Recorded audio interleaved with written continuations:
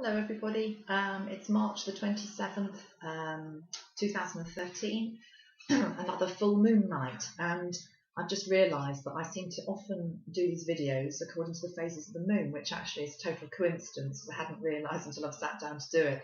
But anyway, here we are again. I thought what might be a nice idea is to start to do a series of videos based on some of these terms that are bandied around a lot of the time.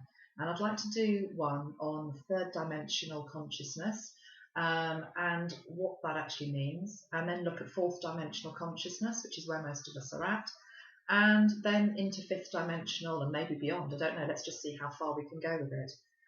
But for the purposes of this video, I'm going to be concentrating on third dimensional consciousness, which is basically where the world has been at for a long time. So it's going to be a very familiar territory. But I think the point of interest about it is that most of us watching this have let go of most third dimensional patterns within us. There are still some that are very, very stubborn and that we are still having to look at and revisit. But we are making progress, we're getting there. So I just thought it came up actually because I did a workshop with Archangel Metatron and some students this weekend, and we started to just try and put down on paper, what actually does this mean? What do these terms mean? Let's try and flesh it out a little bit, because I think the reality is what's happening is we're all shifting, we're all moving through, and we're all in transition, and as is the world. And I think often on a daily basis, even an hourly basis sometimes, we're dipping in and out of these three different states of consciousness. And so it's actually quite important that we really get a good understanding of what they are and what they mean, and very much what they mean now in 2013, because maybe some of the stuff that's been written up to this point in time wasn't written now with the understanding of what we know now based on what's happened post 2012 and how we all are now. So third dimensional then, as I say, where the world's been for many, many centuries, and I guess it's a place where we've been stuck as a species, characterized by big concepts like materialism and separateness. By separateness, I'm really talking about separateness from God. And of course, you look back at the history of the world, and religion has been there since the word dot. But it's very much been a religion which has been based on the fact that you go to church or you go to an institution and they tell you what to believe. They get the book out, they read the relevant passage for that week, and then you study it, and the priest or the rabbi or whatever faith that you're from helps you to decipher what it is that God is saying. And so in that sense, we are one person removed from actually a direct relationship between ourselves and God. And of course, what we're moving into now is a really exciting time where we're reclaiming that back. And we are actually realizing that we don't need any institution or any other person to give us that link to God, that we have it within ourselves, that we all are God effectively within a body anyway. We all are one. And just really finding that divine connection within ourselves, being able to access it. And I believe that the angels can help us with that, and obviously particularly Archangel Metatron, who's my main guide, can be an intermediary. So I guess in a sense it is a third party again, but it's a better third party than maybe a mortal man that is here with all their flaws, all their inherent flaws, who's telling us what to do and telling us what to believe. An angel or an archangel will never tell us what to believe. They will help us to try to find who we are. And it's all about empowering us rather than disempowering, which is what has been the pattern up to this point in time. So that would be one concept, the whole concept of separateness and feeling separate from the divine.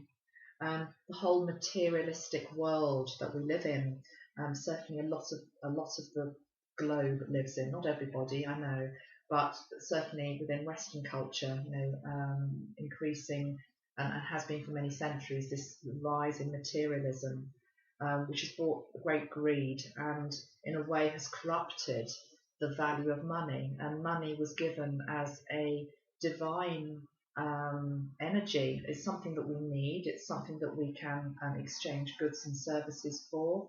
But again, the balance has been corrupted by power and ego and control. And so there are people who have far too much and people who have far too little. And the whole drive with materialism is very much a third dimensional concept. It also goes hand in hand, doesn't it, with the whole thing about me first. That I am the most important being there is, that my needs are the most important. And just locally to where I live on the south coast of England. There's a really interesting debate raging at the moment, which to me, completely from a spiritual perspective, exemplifies what I'm talking about here. And there are plans basically for a huge solar powered wind farm off the south coast of England. And it would provide energy, sustainable energy for, I don't know the figure, but many thousands of people. And obviously it's clean, it's free. That's not free to build, of course, but the energy itself is free once it starts to be made. And there is so much local resistance to it. There is so much anger, particularly amongst, I have to certainly say, the older generation. From the papers is what it looks like. And to me, it's just all about this me first mentality, which is that it's going to spoil my view of the sea. It's going to spoil the value of my home. It's very me centered. It's got nothing to do with the collective need, which, whether we like it or not, is the need for more renewable energy. And we live on an island here in the UK, and therefore we have to get our energy from somewhere, and it's a dwindling supply. So that's an interesting debate at the moment that's going on here. But that whole thing about me first, I guess tied into that whole me first attitude, which is such a third dimensional way of thinking. Another third dimensional way of thinking is the whole thing about being a victim, poor me. And I've done a whole series of videos on victimhood because it's a subject quite close to my heart. But you cannot be in a higher spiritual place of consciousness and move into fourth or fifth dimensional ways of being if you're still feeling always sorry for yourself, always only able to see your own problems, only ever able to think about yourself and how something is affecting you, rather than thinking, well, actually, maybe the way that I am is pulling other people down as well. Doesn't mean you can't be human, you can't have off days, and you can't feel a little bit sorry for yourself, because we all do that from time to time, have a stomach ache, feel a bit funny for myself. I'm talking about when it goes on and on and on, and it's just a pattern that you wake up every day and it's all about victimhood. That is definitely the dimensional way of thinking, as is the concepts of judgment and labelling. Again, we're all guilty of it, aren't we? But I think all of us watching this video, I'm sure, are into at least fourth dimensional thinking, and we are aware when we are doing it. And judgment is just, at the end of the day, it's such an interesting concept, because often what we're judging and we're disliking and we're noticing in other people is actually something that we still have within us that we need to maybe look at. And of course, Joe Vitale's beautiful book Zero Limits, which talks about that prayer, I'm sorry, please forgive me, thank you, I've forgotten what the third one is. I'm sorry, please forgive me, I love you, thank you. Those are the 4 phrases, which is what we're supposed to say when somebody is really irritating us, or there's a pattern that they have that is irritating us. Because really what it usually is, it's triggering something within ourselves that actually we don't like about ourselves, and we're just projecting it onto that other person.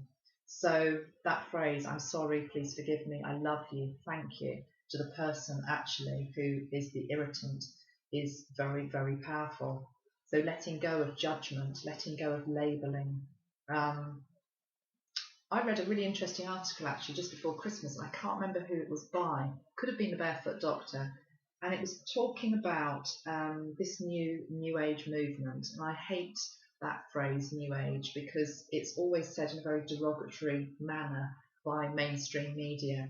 But anyway, for want of a better word, the new age community. And it was certainly one of our leading spiritual writers. And he was talking about creeping fundamentalism that is coming in to our community, our group, whatever you want to call us, our tribe, and that it has to be a certain way, that you have to think a certain way, that because I'm telling you that this is what third dimensional consciousness is, that is it. And it's so wrong. All that any of us are really doing is just sharing what we have learnt and what we believe. And then it's for all of us to make up our own minds in terms of, well, does that seem right or doesn't it seem right? And not to go down the old well-trodden road of third dimensional consciousness, actually, which is somebody saying to you, this is the way it is. What I intend these videos to be is just a starting point. They're talking points to hopefully get you thinking a little bit more about what these terms mean. So I think that's quite an interesting point. What else would come into third dimensional consciousness? Stepping out of drama. Third dimensional consciousness is all about still being in the drama, and that can be our own dramas of our own life. Only seeing ourselves as our story. When I learnt about Metatron from Pippa Merivale, 2007 I think it was, and one of the first things that Pippa heard Metatron say was, we have to remove the story from the body. And by that, what Metatron means is that whatever has happened to us in our lives, good and bad, we mustn't be defined by it. I know people who, I know one person in particular who had a marriage breakup about 30 years ago and has never moved on from that and still defines themselves by that one thing that happened to them in their life. And in a way, that is the excuse why nothing has ever worked since. At a human level, we can be compassionate, but that person is still stuck in the story of their life. The reality is we've all had things happen to us, good and bad, things that have hurt us. And what fourth and fifth dimensional consciousness are about, and what intermediaries like Metatron can help us with, is to get us out of our dramas, get us out of our stories. I'm not just defined by this thing that happened to me 2 years ago, 15 years ago, when I was a small child. I am who I am now, and I live in the moment that I'm in now. So letting go of the drama, really, really important. If you're still in your dramas, then you're in third dimensional consciousness. That doesn't mean you can't have a bad day and you can't be a bit emotional and react to things that have happened, but we need to click out of it quickly. We need to acknowledge when we're doing it and raise our game, raise our vibration as much as we can, because we are human after all, and we're, again, as I say, we're dipping in and out of these different levels of consciousness. I think within third dimensional thinking there is this there is this vibration of heaviness. It feels heavy, it feels hard work, whether it's our jobs, whether it's our relationships, whether it's our family life, whatever it is. It's a bit ploddy, and it's like, I have to be in the driving seat, I have to be the one in control. And if we're wanting to move into higher states of being, we have to let go of control. We have to allow flow into our life. I found this incredibly difficult, I have to be honest with you, over the last couple of years, because certainly up to this point in time, I've got a bit of a perfectionist streak in me anyway, but hand in hand with perfectionism comes the thing about wanting to be in control. And so I've really had to look at that myself, and I'm getting there. I have days when I'm better at it, of letting go of it, than others, but at least I know that it's something that I need to work on, because ultimately we can't be in the flow if we are in control and hanging onto the reins too tightly. So we have to trust, and we have to have faith and spirit that they are that they will always support us and that they will always help us, because they always will. But the phrase that I keep saying to myself a lot at the moment, and I think is very important for all of us, whether we are actually spiritual practitioners or not, it doesn't matter. It's about, how can I serve? How can I serve? And if you do that, what will happen is spirit will come in and they will give you opportunities and synchronicities, and people will come into your life, and you will be able to serve in a way that maybe isn't what you expected, but actually it's a whole new path that opens up as well, and it's totally perfect, rather than sitting down and trying to plan too much. Planning feels quite a third dimensional reality at the moment. Obviously I'm a teacher, and I run groups and things, and the way I get round that one is that I like that phrase about I over prepare, but then I go with the flow. So I think that's quite a good way to do it. So we can over prepare, but then we have to go with the flow as well. So you can be sat there in a workshop with a great big fat manual, but if Metatron, for example, comes in and wants it done a different way, then you just have to do that on the day. So it's almost as though we have a little safety net, a third dimensional way of preparing and planning, but actually we also have to just go with the flow. Of course, the big thing with third dimensional living is the whole history of our planet, which has been about war and fighting and persecution. God, aren't we tired of that one? It's still happening, it's still out there.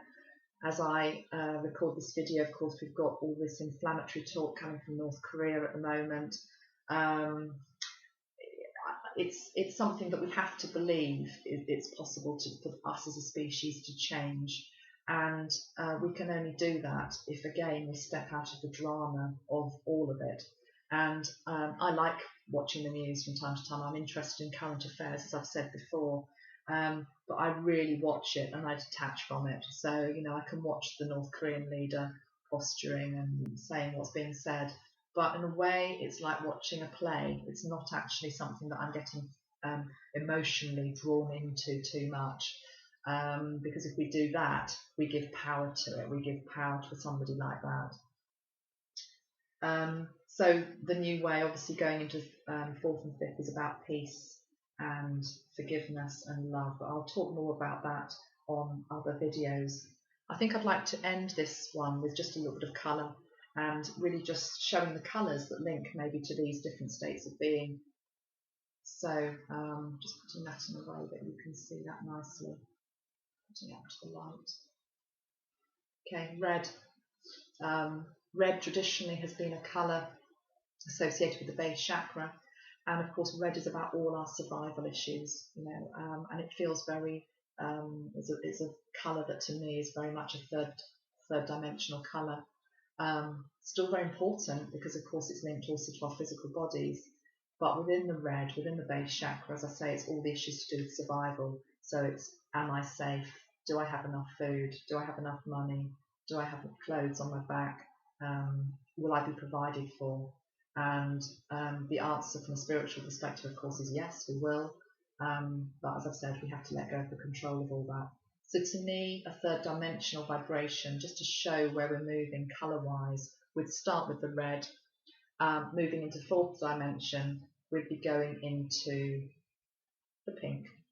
So here we've got actually pink and lilac, and this colour combination is actually linked to the higher heart, the heart chakra, but it's the colour of unconditional love. So, and of course love can heal anything. So when we open our hearts more, we can move into higher ways of being. And then some colours that represent fifth dimension. It's hard to maybe see these on video, but we've got beautiful sparkling silver and royal blue.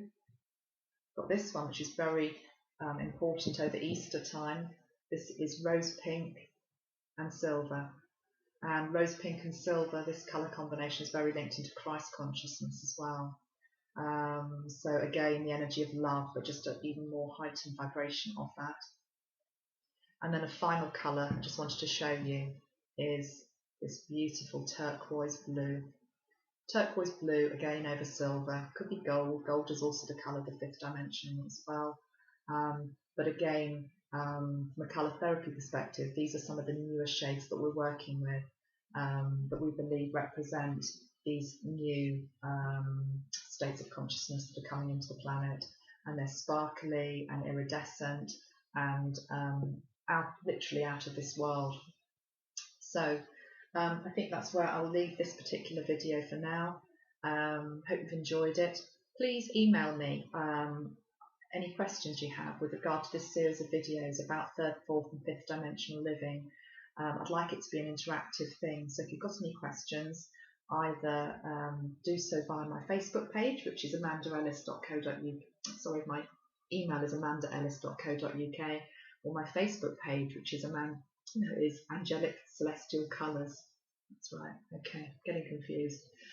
All right, must be all this different states of consciousness we're talking about. So I'm now, this is a good example actually, I'm now going to have to dive back into my children coming through the door very shortly. So I'm back into mum mode, and it's not quite third dimensional reality, but it's my third dimensional reality with a lot of love. So I guess it's a bridge between third and fourth.